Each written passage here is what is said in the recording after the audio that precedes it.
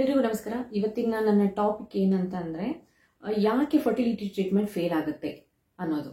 ಏನು ಅಂತಂದರೆ fertility treatment ಅಂದರೆ ಯಾವುದಾದ್ರು IUI ಆಗಿರಬಹುದು, IVF ಆಗಿರಬಹುದು, ICSI ಆಗಿರಬಹುದು, ಓವ್ಯುಲೇಷನ್ ಇಂಡಕ್ಷನ್ ಆಗಿರಬಹುದು, ಅಥವಾ ನ್ಯಾಚುರಲ್ ಪ್ರೆಗ್ನೆನ್ಸಿ ಕೂಡ ಯಾಕೆ ಫೇಲ್ ಆಗುತ್ತೆ ಅನ್ನೋದ್ರ ಬಗ್ಗೆ ಈ ವಿಡಿಯೋನಲ್ಲಿ ಮಾತಾಡೋಣ. ಏನು ಅಂತಂತಂದರೆ ಸುಮಾರು ಜನ ಹೇಳ್ತಾರೆ, ಮೇಡಮ್ ನಾನು ಟ್ರೀಟ್ಮೆಂಟ್ ತೊಗೊತಾ ಇದ್ದೀನಿ, ಮೆಡಿಸಿನ್ ತೊಗೊತಾ ಇದ್ದೀನಿ, ಓವ್ಯುಲೇಷನ್ ಆಗ್ತಾ ಇದೆ, ಆದ್ರೂ ಯಾಕೆ ನಾನು ಕನ್ಸೀವ್ ಆಗ್ತಾ ಇಲ್ಲ, ಎಗ್ ಸೈಜ್ ಕೂಡ ಚೆನ್ನಾಗಿ ಬಂದಿದೆ ಅಂದ್ರೂ ಕೂಡ ಕನ್ಸೀವ್ ಆಗ್ತಾ ಇಲ್ಲ ಯಾಕೆ ಅಂತಂತ ಸುಮಾರು ಜನ ಕೇಳ್ತಾರೆ. ಅಂಥವ್ರಿಗೋಸ್ಕರನೇ ಈ ವಿಡಿಯೋ. ಮತ್ತೆ ಆಗ್ತಾಳ ಬನ್ನಿ. ಇದರಲ್ಲಿ first thing primary ovarian insufficiency. ಅಂದರೆ ಕನ್ಸೀವ್ ಆಗೋದಕ್ಕೆ ಫಸ್ಟ್ ಥಿಂಗ್ ಏನು ಬೇಕು? ಎಗ್ ಬೇಕು. ಆ ನಂಬರ್ ಆಫ್ ಎಗ್ಸೇ ನಮ್ಮಲ್ಲಿ ಕಮ್ಮಿ ಇದೆ ಅಂತಂದವಾಗ ಎವ್ರಿ ಮಂತ್ ಒಂದು ಎಗ್ ಏನು ಪ್ರೊಡ್ಯೂಸ್ ಆಗಬೇಕು ಅದು ಆಗೋದಿಲ್ಲ. ಇನ್ಸಫಿಷಿಯೆಂಟ್ ಎಗ್ಸ್ ಯಾವಾಗಿರುತ್ತೆ ಆವಾಗ ಓವ್ಯುಲೇಷನ್ ಸರಿಯಾಗಿ ಆಗ್ತಾ ಇರೋದಿಲ್ಲ, ಆಯಿತಾ? ಸೊ ಆವಾಗ ಏನಾಗುತ್ತೆ, ಫರ್ಟಿಲಿಟಿ ಟ್ರೀಟ್ಮೆಂಟ್ ಅಂತಂದರೆ ನಾವು ಮೆಡಿಸಿನ್ಸ್ ಏನು ತೊಗೊತೀವಲ್ಲ, ಓವ್ಯುಲೇಷನ್ ಇಂಡಕ್ಷನ್ ಆಗಿರ್ಬೋದು, IUI IVF ICSI ಟೈಮಲ್ಲಿ ಏನು ಮೆಡಿಸಿನ್ಸ್ ತೊಗೊತೀವಿ, ಈ ಮೆಡಿಸಿನ್ ತೊಗೊಂಡಾಗ್ಲೂ ಕೂಡ ಓವ್ಯುಲೇಷನ್ ಆಗಲ್ಲ, ಆಯಿತಾ? ಸೊ ಯಾವಾಗ ಓವ್ಯುಲೇಷನ್ ಆಗಲ್ಲ ಅವಾಗ ಕನ್ಸೀವ್ ಆಗಲ್ಲ. ಯಾಕೆಂತಂತಂದರೆ ovulation is the very basic step, ಆಯಿತಾ?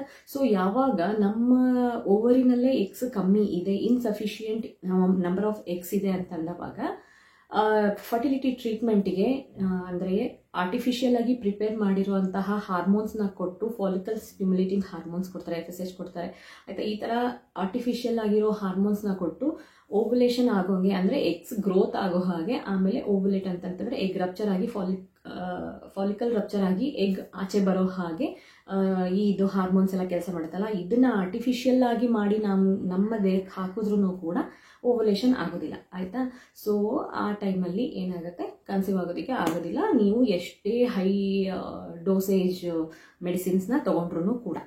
ನೆಕ್ಸ್ಟು ಯೂಟ್ರೈನ್ ಪ್ರಾಬ್ಲಮ್ಸ್ ಅಂತಂದರೆ uterus shape, size and polyps ಆಗಿರಬಹುದು, ಅಥವಾ ಫೈಬ್ರಾಯ್ಡ್ಸ್ ಆಗಿರಬಹುದು, ಥಿನ್ ಎಂಡೋಮೆಟ್ರಿಯಮ್ ಆಗಿರಬಹುದು, ಆ್ಯಂಡ್ ಎಂಡೋಮೆಟ್ರಿಯೋಸಿಸ್ ಆಗಿರಬಹುದು. ಎಂಡೋಮೆಟ್ರಿಯೋಸಿಸ್ಗೆ ಇನ್ನೊಂದು ಹೆಸರು ಚಾಕ್ಲೇಟ್ ಸಿಸ್ಟ್, ಅದೇನಾದರೂ ಆಗಿರಬಹುದು. ಅಥವಾ ಶೇಪ್ ಆಫ್ ದಿ ಯೂಟ್ರಸ್ ಒಳಗೆ ಏನಾದರೂ ಪ್ರಾಬ್ಲಮ್ ಇತ್ತು ಅಂತಂತಂದರೆ, ಸೆಪ್ಟಮ್ ಇತ್ತು ಅಂದರೆ, ಸೆಪ್ಟಮ್ ಅಂತಂದರೆ ಗೋಡೆ ಥರ ಒಳಗಡೆಗೆ, ಯೂಟ್ರಸ್ ಒಳಗಡೆಗೆ ಗೋಡೆ ಥರ ಇರುತ್ತೆ, ಆಯಿತಾ?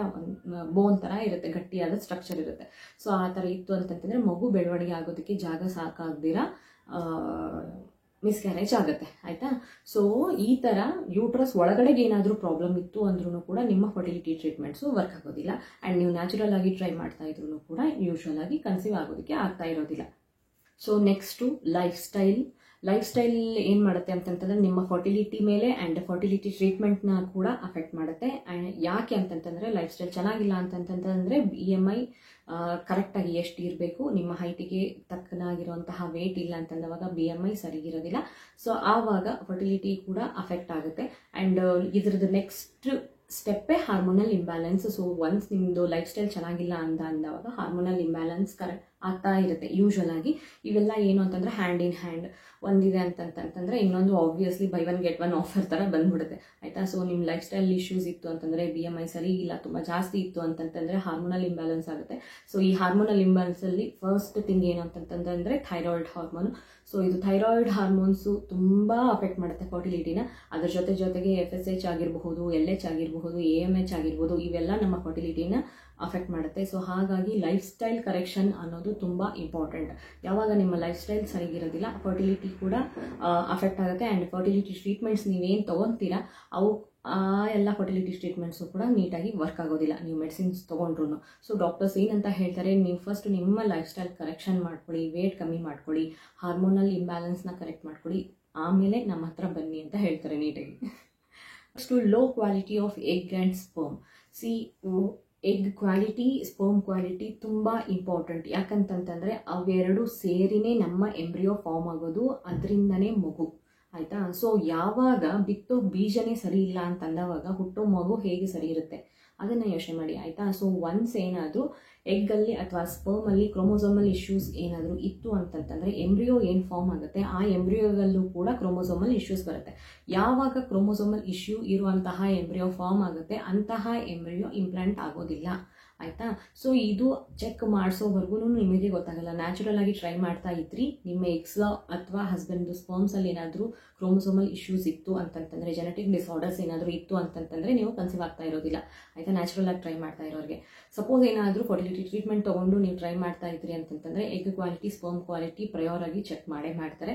ಸೊ ಒನ್ಸ್ ಏನಾದರೂ ನಿಮಗೆ egg quality and sperm quality ಸರಿ ಇಲ್ಲ, ಮೊಟಿಲಿಟಿ ಇಲ್ಲ ಅಥವಾ ಅಪಿಯರೆನ್ಸ್ ಸರಿ ಇಲ್ಲ ಅಂತಂತಂದರೆ embryo first thing defective egg and sperm ಇತ್ತು ಅಂತಂತಂದರೆ ಎಂಬ್ರಿಯೋನೇ ಫಾರ್ಮ್ ಆಗಲ್ಲ. ಒಂದು ಎಂಬ್ರಿಯೋ ಫಾರ್ಮ್ ಆಯಿತು ಅಂತಂತಂದ್ರೂ ಆ ಎಂಬ್ರಿಯೋದಲ್ಲಿ ಕ್ರೋಮೋಸೋಮಲ್ ಇಶ್ಯೂಸ್ ಇರುತ್ತೆ.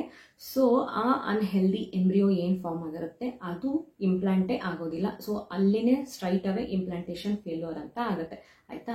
ಸೊ ಇಂಪ್ಲಾಂಟ್ ಕೂಡ ಆಯಿತು, ಈ ಅನ್ಹೆಲ್ದಿ ಕ್ರೋಮೋಸೋಮಲ್ ಇಶ್ಯೂಸ್ ಇರುವಂತಹ ಎಂಬ್ರಿಯೋ ಏನಾದರೂ ಇಂಪ್ಲಾಂಟ್ ಆಯಿತು ಅಂತಂತಂದ್ರೂ ಕೂಡ ಅರ್ಲಿ ಮಿಸ್ಕ್ಯಾರೇಜ್ ಆಗುತ್ತೆ, ಆಯಿತಾ. ಅದನ್ನೂ ದಾಟ್ಕೊಂಡು ಮುಂದಕ್ಕೆ ಬಂದರು ಅಂತಂತಂದರೆ ಹುಟ್ಟೋ ಮಗುಗೆ ಜೆನೆಟಿಕಲಿ ಬರುವಂತಹ ಡಿಸಾರ್ಡರ್ಸ್ ಇರುತ್ತೆ, ಆಯಿತಾ. ಸೊ ಅದಕ್ಕೇ ನಮ್ಮ ದೇಹದಲ್ಲಿ ಒಂದು ಫೈನ್ ಮೆಕ್ಯಾನಿಸಮ್ ಇದೆ. ಏನು ಅಂತಂತಂದರೆ ಎಂಬ್ರಿಯೋ ಫಾರ್ಮ್ ಏನಾಗಿರುತ್ತೆ ಅದರಲ್ಲಿ ಏನಾದರೂ ಡಿಫೆಕ್ಟ್ಸ್ ಇತ್ತು ಅಂತಂತಂದರೆ ಇಂಪ್ಲಾಂಟೇಷನ್ ಆಗ್ತಾ ಇರೋದಿಲ್ಲ, ಆಯಿತಾ. ಸೊ ಇಂಪ್ಲಾಂಟೇಷನ್ ಫೇಲ್ಯೂರ್ ಆಗೋದೇ ಅದಕ್ಕೋಸ್ಕರ. ಇದು ಎಷ್ಟು ಒಳ್ಳೆ ಕೆಲಸ ಗೊತ್ತಾ, ಹುಟ್ಟಿದ ಮೇಲೆ ತಾಯಿ ಮಗು ಇಬ್ಬರು ಸಫರ್ ಆಗೋದಕ್ಕಿಂತ ಇದು ಬೆಟರ್ ಅಲ್ವಾ, ನನ್ಗೆ ಹಂಗೆ ಅನ್ಸುತ್ತಪ್ಪ. ಓಕೆ, ಸೊ ಇದು ಕ್ರೋಮೋಸೋಮಲ್ ಇಶ್ಯೂಸ್ ಆಗಿರಬಹುದು, egg quality, sperm quality and embryo quality, ಆಯಿತಾ. ಇವೆಲ್ಲ ಒಂದೇ. ಎಗ್ ಕ್ವಾಲಿಟಿ ಸ್ಪರ್ಮ್ ಕ್ವಾಲಿಟಿ ಸರಿ ಇಲ್ಲ ಅಂತಂತಂದರೆ ಎಂಬ್ರಿಯೋ ಕ್ವಾಲಿಟಿ ಸರಿ ಇರೋದಿಲ್ಲ. ಸೊ ಎಂಬ್ರಿಯೋ ಕ್ವಾಲಿಟಿ ಸರಿ ಇಲ್ಲ ಅಂತಂತಂದರೆ ಇಂಪ್ಲಾಂಟೇಷನ್ ಫೇಲ್ಯೂರ್ ಆಗುತ್ತೆ. ಸೊ ನೀವು ಅವಾಗ ಎಷ್ಟೇ ಫರ್ಟಿಲಿಟಿ ಟ್ರೀಟ್ಮೆಂಟ್ಸ್ನ ತೊಗೊಂಡ್ರೂ ನಿಮಗೆ ಸಕ್ಸಸ್ ಸಿಗ್ತಾ ಇರೋದಿಲ್ಲ, ಆಯಿತಾ. IVF ಕೂಡ ನೋಡಿ, ಬೇಕಾದರೆ ಆಚೆ ಕಡೆ ಲ್ಯಾಬಲ್ಲಿ ಎಂಬ್ರಿಯೋ ಫಾರ್ಮ್ ಮಾಡಿ ಆ ಎಂಬ್ರಿಯೋನ ಯೂಟ್ರಸ್ ಒಳಗಡೆ ಇಂಪ್ಲಾಂಟ್ ಮಾಡ್ತಾರೆ, ಆಯಿತಾ. ಸೊ ಏನು ಫಾರ್ಮ್ ಆಗಿರೋ ಎಂಬ್ರಿಯೋ ಸರಿ ಇಲ್ಲ, ಕ್ವಾಲಿಟಿ ಸರಿ ಇಲ್ಲ ಅಂತಂತಂದರೆ ಅದನ್ನು ಇಂಪ್ಲಾಂಟೇ ಮಾಡೋದಿಲ್ಲ. ಆ್ಯಂಡ್ ಇನ್ನೊಂದು, egg quality and sperm quality ಸರಿ ಇದ್ದೂ ಕೂಡ ಕೆಲವೊಂದಿಷ್ಟು ಸತಿ ಏನಾಗುತ್ತೆ, ಏನು ಎಂಬ್ರಿಯೋ ಫಾರ್ಮ್ ಆಗಿರುತ್ತಲ್ಲ ಅದರಲ್ಲಿ ಕ್ರೋಮೋಸೋಮಲ್ ಎಬ್ನಾರ್ಮಾಲಿಟೀಸ್ ಇರುತ್ತೆ.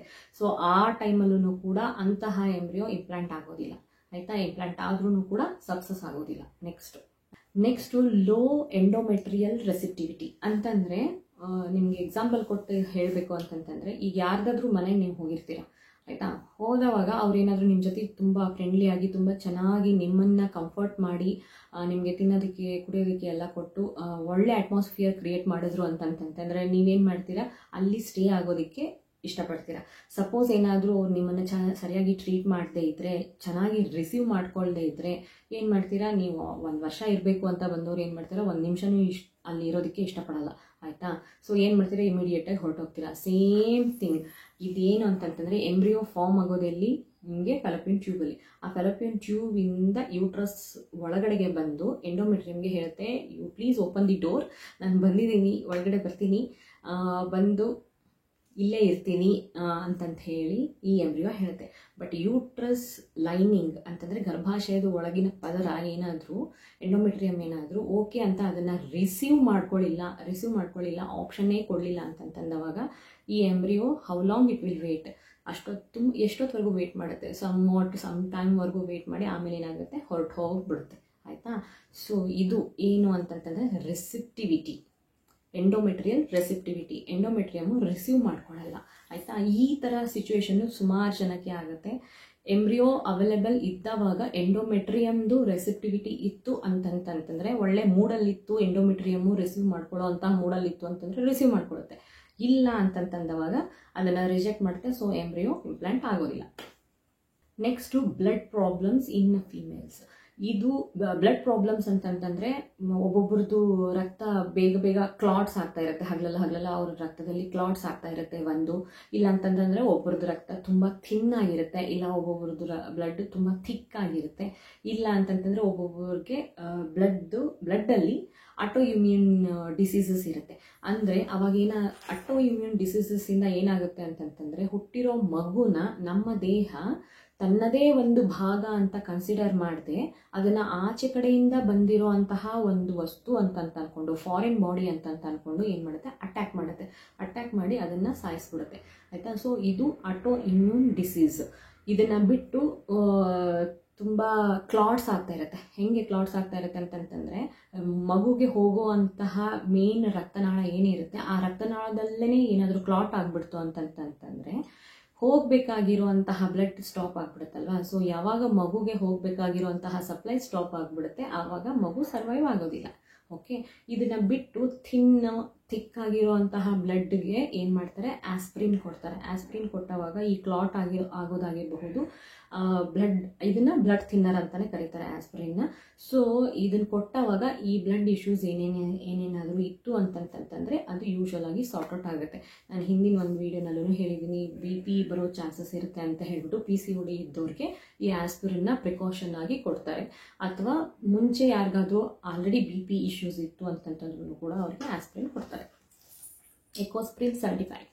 Next infection like infection vaginal infection ಆಗಿರಬಹುದು, ಸರ್ವೈಕಲ್ ಇನ್ಫೆಕ್ಷನ್ ಆಗಿರಬಹುದು, ಅಥವಾ ಇನ್ಫೆಕ್ಷನ್ ಇನ್ ಟ್ಯೂಬ್ಸ್ ಆಗಿರಬಹುದು, ಇನ್ಫೆಕ್ಷನ್ ಇನ್ ಯೂಟ್ರಸ್ ಆಗಿರಬಹುದು. ಫುಲ್ ಏನು ರಿಪ್ರೊಡಕ್ಟಿವ್ ಆರ್ಗನ್ಸಲ್ಲಿ ಎಲ್ಲಿ ಬೇಕಾದ್ರೂ ಇನ್ಫೆಕ್ಷನ್ ಇತ್ತು ಅಂತಂದ್ರೂ ಕೂಡ ಕನ್ಸೀವ್ ಆಗೋದಕ್ಕಾಗಲ್ಲ. ಆ್ಯಂಡ್ ಈವನ್ ಫರ್ಟಿಲಿಟಿ ಟ್ರೀಟ್ಮೆಂಟ್ ಕೂಡ ವರ್ಕ್ ಆಗೋದಿಲ್ಲ ಅನ್ಲೆಸ್ ಆ್ಯಂಡ್ ಅಂಟಿಲ್ ಈ ಇನ್ಫೆಕ್ಷನ್ಸ್ನ ಸಾಲ್ವ್ ಮಾಡೋವರೆಗೂ. ಓಕೆ, ಲೈಕ್ ಬೆಸ್ಟ್ ಎಕ್ಸಾಂಪಲ್ ಹೇಳಬೇಕು ಅಂತಂತಂದರೆ, ಈ ಫ್ಯಾಲೋಪಿಯನ್ ಟ್ಯೂಬ್ಸಲ್ಲಿ ಏನಾದರೂ ಇನ್ಫೆಕ್ಷನ್ ಆಗಿ ಹೈಡ್ರೋಸಾಲ್ಫಿನ್ಸ್ ಅಂತಂತಂದರೆ ಲಿಕ್ವಿಡ್ ಏನಾದರೂ ಕಲೆಕ್ಟ್ ಆಗಿತ್ತು ಫ್ಯಾಲೋಪಿಯನ್ ಟ್ಯೂಬಲ್ಲಿ ಅಂತಂತಂದರೆ ಆವಾಗ ಓವಲೇಷನ್ ಆಗ್ತಾ ಇರೋದಿಲ್ಲ. ಓವಲೇಷನ್ ಆದರೂ ಕೂಡ ಎಗ್ ಆ್ಯಂಡ್ ಸ್ಪರ್ಮು ಮೀಟ್ ಆಗೋಕ್ಕೆ ಆಗ್ತಾ ಇರೋದಿಲ್ಲ. ಬೇರೆ ಆಪ್ಷನ್ ಇಲ್ಲ, ಯಾಕಂತಂದರೆ ಮೀಟಿಂಗ್ ಸ್ಪಾಟೇ ನಿಮಗೆ ಫ್ಯಾಲೋಪಿಯನ್ ಟ್ಯೂಬ್ ಅಲ್ವಾ. ಸೊ ಅಲ್ಲೇ ಏನಾದರೂ ಇನ್ಫೆಕ್ಷನ್ ಇದೆ ಅಂತಂತಂದವಾಗ ಇವೆರಡು ಮೀಟ್ ಮಾಡೋದಕ್ಕೆ ಆಪ್ಷನ್ಸ್ ಇರೋದಿಲ್ಲ, ಆಯಿತಾ. ಸೊ ಈ ಥರ ಇನ್ಫೆಕ್ಷನ್ಸ್ ಏನಾದರೂ ರಿಪ್ರೊಡಕ್ಟಿವ್ ಆರ್ಗನ್ಸಲ್ಲಿ ಯಾವುದೇ ಒಂದು ಪಾರ್ಟಲ್ಲಿ ಇನ್ಫೆಕ್ಷನ್ ಇದೆ, ಅದು ತುಂಬ ಎಕ್ಸ್ಟ್ರೀಮ್ ಆಗಿತ್ತು ಅಂತಂತಂತಂದರೆ ಕನ್ಸೀವ್ ಆಗೋದಕ್ಕೂ ಆಗೋದಿಲ್ಲ ಆ್ಯಂಡ್ ಫರ್ಟಿಲಿಟಿ ಟ್ರೀಟ್ಮೆಂಟ್ಸ್ ಕೂಡ ವರ್ಕ್ ಆಗೋದಿಲ್ಲ. ನೆಕ್ಸ್ಟು ಹೈ ಫೀಮೇಲ್ ಏಜ್ ಜಾಸ್ತಿ ಆಗ್ತಾ ಏನಾಗುತ್ತೆ, ಎಗ್ದು ಏಜ್ ಕೂಡ ಜಾಸ್ತಿ ಆಗ್ತಾ ಹೋಗುತ್ತೆ. ಸೊ ಯಾವಾಗ ಎಗ್ದು ಏಜ್ ಜಾಸ್ತಿ ಆಗ್ತಾ ಹೋಗುತ್ತೆ, ಕ್ವಾಲಿಟಿ ಕಮ್ಮಿ ಆಗ್ತಾ ಬರುತ್ತೆ, ಆಯಿತಾ. ಸೊ ಕ್ವಾಲಿಟಿ ಕಮ್ಮಿ ಆಗ್ತಾ ಇದೆ ಅಂತಂದವಾಗ ಡೈರೆಕ್ಟಾಗಿ ಏನಾಗುತ್ತೆ, ಎಂಬ್ರಿಯೋ ಏನು ಫಾರ್ಮ್ ಆಗುತ್ತೆ ಅದರದ್ದು ಕ್ವಾಲಿಟಿ ಕೂಡ ಕಮ್ಮಿ ಆಗುತ್ತೆ. ಯಾವಾಗ ಎಂಬ್ರಿಯೋ ಕ್ವಾಲಿಟಿ ಕಮ್ಮಿ ಆಗುತ್ತೆ ಅದು ಇಂಪ್ಲಾಂಟ್ ಆಗೋದಿಲ್ಲ. ಓಕೆ, ಸೊ ಯಾಕೆ ಅಂತಂತಂದರೆ ನಾವು ಹುಟ್ಟುವಾಗಲೇ ನಾವು ನಮ್ಮ ಎಲ್ಲ ಎಗ್ಸ್ ಜೊತೆಗೆ ಹುಟ್ಟಿರ್ತೀವಿ, ಆಯಿತಾ. ಗಂಡ್ಮಕ್ಳ ಥರ ಅಲ್ಲ, ಗಂಡ್ಮಕ್ಳಿಗೆ ಯಾವಾಗ ಬೇಕು ಆವಾಗ ಮಾತ್ರ ಪ್ರೊಡ್ಯೂಸ್ ಆಗುತ್ತೆ ಸ್ಪರ್ಮ್ಸ್. ಬಟ್ ಹೆಣ್ಮಕ್ಳಿಗೆ ಹಾಗಲ್ಲ, ಬೈ ಬರ್ತ್ ಓವರಿನಲ್ಲಿ ಎಲ್ಲ ಎಗ್ಸ್ನು ಹಿಂಗೆ ಇಟ್ಕೊಂಡೇ ಹುಟ್ಬಿಟ್ಟಿರ್ತೀವಿ, ಏನು ಮಾಡೋದು, ಆಯಿತಾ. ಸೊ ನಮಗೆ ಎಷ್ಟು ಏಜು ಎಗ್ಸಿಗೂ ಕೂಡ ಅಷ್ಟೇ ಏಜು. ಸೊ ಹೇಗೆ ಏಜ್ ಜಾಸ್ತಿ ಆಗ್ತಾ ಹೋಗುತ್ತೆ, ಕ್ವಾಲಿಟಿ ಆಫ್ ಎಗ್ ಕಮ್ಮಿ ಆಗ್ತಾ ಹೋಗುತ್ತೆ. ಆವಾಗ ಎಂಬ್ರಿಯೋ ಫಾರ್ಮ್ ಏನಾಗಿರುತ್ತೆ ಅದರದ್ದು ಕ್ವಾಲಿಟಿ ಎಫೆಕ್ಟ್ ಆಗುತ್ತೆ. ಸೊ ದಟ್ ಯೂಶ್ವಲ್ ಆಗಿ ಏನಾಗುತ್ತೆ, ತುಂಬ ಜಾಸ್ತಿ ಏಜ್ ಆಗ್ತಾ ಹೋದಂಗೆ ಫರ್ಟಿಲಿಟಿ ಟ್ರೀಟ್ಮೆಂಟ್ದು ಏನು ಸಕ್ಸಸ್ ರೇಟ್ ಇದೆ ಅದು ಕಮ್ಮಿ ಆಗ್ತಾ ಹೋಗುತ್ತೆ. ಆ್ಯಂಡ್ ಇನ್ನೊಂದು ಏನಂತಂತಂದರೆ, ಈಗ ಹೈಯರ್ ಟ್ರೀಟ್ಮೆಂಟ್ ಅಂತಂತಂದರೆ IVF ತೊಗೊಳ್ಳಿ, ಆಯಿತಾ. ಸೊ ಈ ಏಜಿಂದ ಏನಾಗುತ್ತೆ, ಫೀಮೇಲ್ ಬಾಡಿ ಆಲ್ರೆಡಿ ಹೆಂಗಂತ ಹೇಳ್ಬೋದು, ಕನ್ನಡದಲ್ಲಿ ಹೇಳ್ಬೋದು ಮೆತ್ತಗಾಗ್ಬಿಟ್ಟಿರುತ್ತೆ, ಆಯಿತಾ, ಟ್ರೀಟ್ಮೆಂಟ್ ತೊಗೊಂಡು.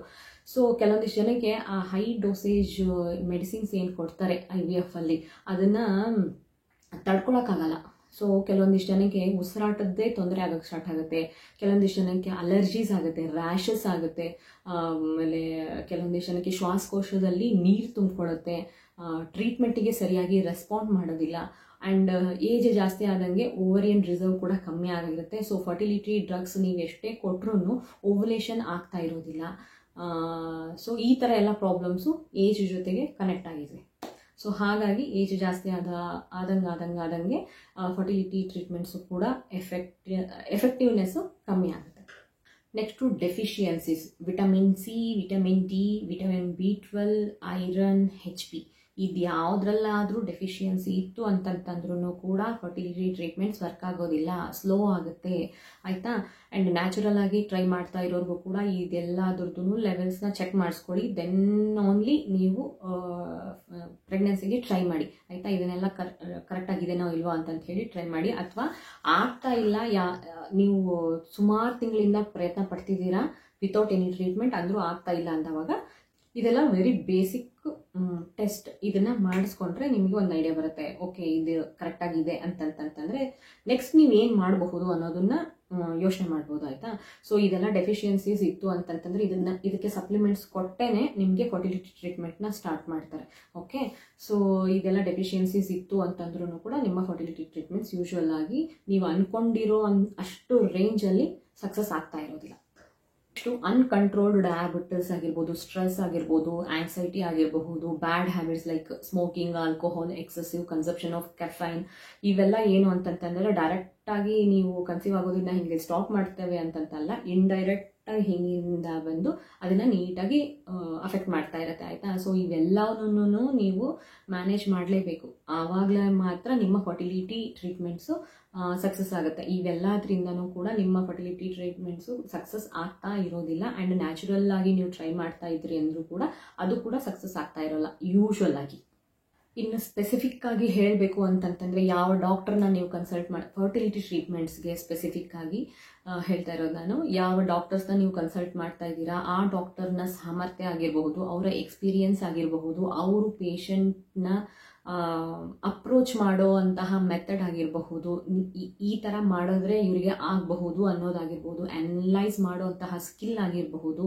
ಆ್ಯಂಡ್ ನೀವು ಸ್ಪೆಸಿಫಿಕ್ ಆಗಿ IVF ಮಾಡಿಸ್ತಾ ಇದ್ರಿ ಅಂತಂದರೆ ಲ್ಯಾಬ್ ಎನ್ವಿರಾನ್ಮೆಂಟ್ ಆಗಿರ್ಬೋದು, ಏಕೆಂತಂದರೆ ಹೊರಗಡೆ ಆರ್ಟಿಫಿಷಿಯಲ್ ಕ್ರಿಯೇಟ್ ಮಾಡಿರುವಂತಹ ಅಟ್ಮಾಸ್ಫಿಯರಲ್ಲೇ ಎಂಬ್ರಿಯೋ ಫಾರ್ಮ್ ಆಗೋದ್ರಿಂದ ಲ್ಯಾಬ್ದು ಏನೇನು ಪ್ಯಾರಾಮೀಟರ್ಸ್ ಇರುತ್ತೆ ಅದು ಕೂಡ ಅಫೆಕ್ಟ್ ಆಗುತ್ತೆ ಆಯಿತಾ. ಇದ್ರ ಜೊತೆಗೆ ಡಾಕ್ಟರ್ಸು ಎಂಬ್ರಿಯೋನ ಎಲ್ಲಿ ಯೂಟ್ರಸ್ ಒಳಗಡೆಗೆ ಹಿಂಗೆ ಇದೊಂದು ರೂಮ್, ಯೂಟ್ರಸ್ ಅನ್ನೋದೊಂದು ರೂಮ್ ಅಪ್ಪ, ಸುಮ್ಮನೆ ತೊಗೊಂಡು ಹೋಗಿ ಹಿಂಗೆ ಒಂದು ಕಡೆಗೆ ಹಾಕಿಬಿಟ್ರು ಅಂತಂತಂದರೆ ಎಂಬ್ರಿಯೋ ಇಂಪ್ಲಾಂಟ್ ಆಗುತ್ತಾ, ಅಥವಾ ಯಾವ ಪರ್ಟಿಕ್ಯುಲರ್ ಪೊಸಿಷನ್ನಲ್ಲಿ ನೀವು ಎಂಬ್ರಿಯೋನ ಡ್ರಾಪ್ ಮಾಡಿದ್ರೆ ಇಂಪ್ಲಾಂಟ್ ಆಗುವಂತಹ ಚಾನ್ಸಸ್ ಜಾಸ್ತಿ ಇರುತ್ತೆ ಅನ್ನೋ ಅಂತಹ ಸ್ಕಿಲ್ ಸೆಟ್ ಆಗಲಿ ಡಾಕ್ಟರ್ಸಿಗೆ ಇರಬೇಕಾಗುತ್ತೆ.